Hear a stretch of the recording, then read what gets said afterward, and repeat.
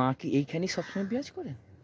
হ্যাঁ, এটা মানে এখন মা এসছে আমার কাছে 3 বছর হচ্ছে। আচ্ছা, মা তো ওইখানে থাকে, ওই কিন্তু আমাদের পুরোপুরি সেই ঠাকুর শাশুড়ি। হ্যাঁ, আপনারা তো বাড়িতে থাকেন।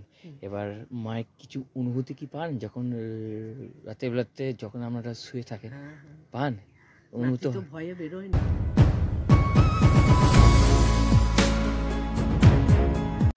বন্ধুরা, আমি আজকে এসেছি হাট গোবিন্দপুরে এবং হাট গোবিন্দপুরে বড় মায়ের কাছে, এবং এই বড় মায়ের অনেক ইতিহাস আছে, সমস্ত ঘটনা তোমরা জানতে পারবে, এবং এই ভিডিওটি খুবই ইন্টারেস্টিং এবং তোমাদের সকলেরই এই ঘটনাটা জানার দরকার। তো বন্ধুরা, ভিডিওটি প্রথম থেকে শেষ অবধি দেখতে থাকো এবং শোনো এই ঘটনাগুলো। এখন আমরা যাচ্ছি দীপা মায়ের কাছে। এই দীপা মা হচ্ছেন মায়ের কৃপাধন্য একটি সন্তান বা মায়ের সেবিকা তোমরা বলতে পারো, কারণ হাট গোবিন্দপুরের বড় মা বর্তমানে এখন দীপা মায়ের কাছেই আছে। তো কী এই ঘটনা, কীভাবে বড় মা এই দীপা মায়ের কাছে এলো, আর এই হচ্ছে দেখো বড় মা, হাট গোবিন্দপুরের বড় মা, এবং সেই হাট গোবিন্দপুরের বড় মাকে দেখাবো, এবং তার আগে তোমাদেরকে দেখিয়েছি এই মাকে। তো হাট গোবিন্দপুরের বড় মার মূর্তিটা অনেকটা বড়, কিন্তু এই মূর্তিটা ছোট, কিন্তু ওই মূর্তি এই মূর্তি কিন্তু একই। এইখানে দেখো 3টে ঘট আছে। বাঁ দিকেরটা হচ্ছে মহাদেব, ডান দিকে একদম ডান দিকেরটা হচ্ছে পদ্মাবতী, আর একদম সামনে যে ঘরটা এটি হচ্ছে বড় মায়ের ঘট। তোমরা আর একবার দেখে নাও, 3জনা একই রূপে বিরাজ করছে কিন্তু ঘটের মাধ্যমে। আর সামনের যে বিগ্রহটি আছে এইটি হচ্ছে বড় মায়ের বিগ্রহ, এবং স্বয়ং দীপা মাই নিজের মুখে বলবে পুরো ঘটনাটা, তাই তোমরা অবশ্যই মন দিয়ে শোনো। মা, আপনার নামটা কি? দীপা। আচ্ছা, আপনার মা দীপা মা। এখানে মা কি এইখানেই সবসময় বিরাজ করেন? হ্যাঁ, এটা মানে এখন মা এসছে আমার কাছে 3 বছর হচ্ছে। আচ্ছা, মা তো ওইখানে থাকে, ওই কিন্তু আমাদের পুরোপুরি সেই ঠাকুর শাশুড়ি। হ্যাঁ। তা তখন আর কি ওদের সমস্ত কুলোই নিয়ে বাজার কমিটিকে দিয়ে দিয়েছিল। তখন মা প্রথম যখন ওখানে থাকে তখনও তালপাতাটাতেই থাকে। ওইখানে মানে কোন জায়গাটা? হাটতলা। ওই মানে ওই হাটতলাটা। আচ্ছা। তা ও বড় মা নামেই পরিচিত। তা আমার বিয়ে হওয়ার পর থেকে আমি ওকে ওখানেই দেখছি। এই মা আমার কাছে 3 বছর এসেছে। আচ্ছা। তা ও তালপাতা পাতেই থাকতে চায়। এই 3 বছর ওকে প্রতিষ্ঠা করা হয়েছে। মানে মা কি মানে স্বপ্ন দিয়ে এসেছিলেন নাকি আগে থাকতে? না, আগে থাকতে কোনো কিছু জানাই নেই। ও 15 দিনের মাথায় ও আমার কাছে এসেছে। আচ্ছা। 15 দিনের মাথাতেই ওকে আনতে হয়েছে। আচ্ছা। তা ওর কোনো দাবি নেই, ও এরকমই থাকবে, তালপাতাটাতেই ও থাকবে। আচ্ছা। যখন ওর সময় হবে, যখন ও দেখবে যে আমি এখানে এই ঘরে আর থাকতে পারছি না, তখন ও নিজে যখন জানাবে তখন তার মন্দির বা ঘর যেমন পারবো সেরকম করতে হবে। আচ্ছা। এখনো এরকমই থাকে।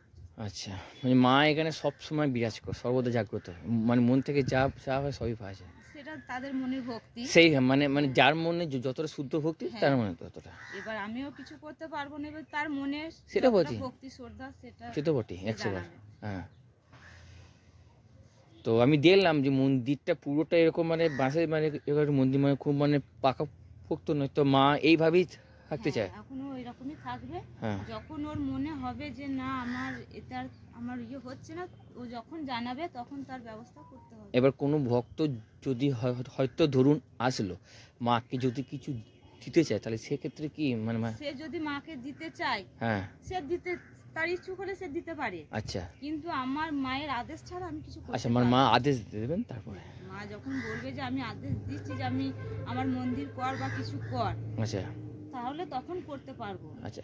যেই ভক্ত আসবে সে যদি বলে যে না আমি তাহলে মায়ের যেটুকুনি আমার মনের ইচ্ছা আমি সেটুকুনি মাকে দান করব, সে দিয়ে যেতে পারে। তা আমি বলবো না যে আমাকে দাও, এত আমার দাবি বা কিছু। মায়ের কোনো কিছুই দাবি নেই, তার মনের ইচ্ছা থেকে সে যেটুকুনি দেবে সেটুকুনি। আচ্ছা, বলছি যে এখানে মায়ের কখন পুজো হয়? কার্তিক মাসে। কার্তিক মাসে এমনি? আচ্ছা, ভাইফোঁটা হয়, তারপরে এবং পুজো হয়, তাই তো? কার্তিক মাসে যে পুজোটা হয়, আচ্ছা, সেই রাতে হয়। সেই পুজোটি রাত। আচ্ছা, মানে কেউ যদি ধরুন মায়ের কাছে আসতে চায়, তো মানে সে কীভাবে আসবে, একটু যদি অ্যাড্রেসটা যদি একটু বলে দেন। যদি সে আসতে চাই বলবে এখানে যে হাট গোবিন্দপুরে নেমে শুধু যে বড় মায়ের বাড়ি যাবো বা দীপা মায়ের বাড়ি যাবো। আচ্ছা, মানে আদি মায়ের বাড়ি বা দীপা মায়ের বাড়ি? দিঘির পার বললে। আচ্ছা, দিঘির পার বললেই হয়ে যাবে। ঠিক আছে, ধন্যবাদ। বন্ধুরা তোমরা দীপা মায়ের মুখ থেকে ঘটনা শুনলে, আর দেখো মায়ের মন্দিরের পাশেই হচ্ছে একটি জবা ফুলের গাছ। এইখানে কিন্তু জবা ফুল অলরেডি ফুটে আছে, আর ঠিক সামনেই হচ্ছে একটি বিরাট বড় একটি দিঘি। তো দেখতে পাচ্ছ এই হচ্ছে দিঘি, আর এটি হচ্ছে দিঘিটির ঘাট। আচ্ছা বলছি, আপনারা তো বাড়িতে থাকেন, এবার মায়ের কিছু অনুভূতি কি পান যখন রাতের বেলাতে যখন আপনারা শুয়ে থাকেন? পান অনুভূতি? ভয়ে বেরোয় না। ভয় বেরোয় না মানে রাত্রি কখন হয় সেটা? 12টার পর? 12টার পর গাটা সেই জেগে থাকলে সেটা বোঝা যায়। নাকি ওই ইটের ঘরে থাকে, ও তো ভয়ে বেরোবে না, তাই না? বেরোবে যখন তখন ও ঘর থেকে ঘরে ফোন করবে, মাকে ফোন করবে, নাহলে আমায় ফোন করবে।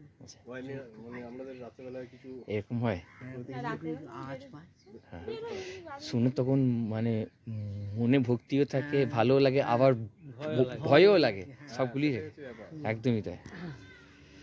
তা আমরা সত্যি প্রচণ্ড ভাগ্যবান, আমাদের পরিবার সবাই ভাগ্যবান যে মা আমাদের কাছে এসে। দেখবে অনেক ভক্তরা বহু মাকে দেখে প্রার্থনা করে মাকে পায় না, আমরা পেয়েছি, এটাই অনেক। এই একটু বলুন এই মায়ের ঘটনাটা একটু। এই মায়ের ঘটনা যখন ঘট আনতে যায়, তখন ঘট ওই মায়ের ওইখানে গিয়ে ঘট যে কোথায় থাকবে, ঘট সে ফেলে দেয় একবার মন্দিরে উঠে, একদম মন্দিরে উঠে গিয়ে সেই শিবের বুকে পা দিয়ে মাকে সিঁদুর পড়ায়। মাকে সিঁদুর বুকে পা দিয়ে মাকে সিঁদুর পড়ায়। আচ্ছা মানে যে পা দিয়ে করবে তার মনে একটা ভয় লাগে না যে মায়ের? তখন ভয় কি থাকে, তখন মনে একটা, তখন সেই মা আশীর্বাদ করলে তখন তার মনে একটা আলাদা সাহস থাকে যে আমি পারবো না এরকম বুকে পা দিয়ে সিঁদুর দিয়ে বলবে আমি তো আছি, আমি তো বলছি দিয়ে সিঁদুর দেখেছে তো। এসেছিল 2 বছর এসেছিল রাত থেকে।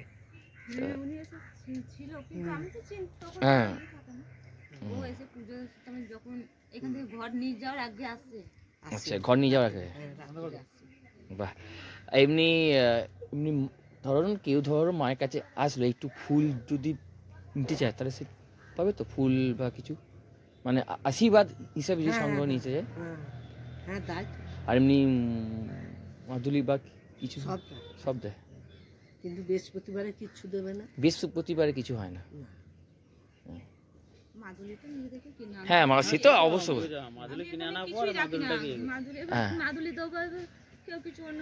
হ্যাঁ মানে ধরুন কেউ হয়তো বিশ্বাস করে এইসব, মানে মন থেকে চায় যে পেলে একটা হয় না যে মাদুলি পুজো আমার মনে শান্তি, মার সঙ্গে থাকবে, সেই জন্য হয়।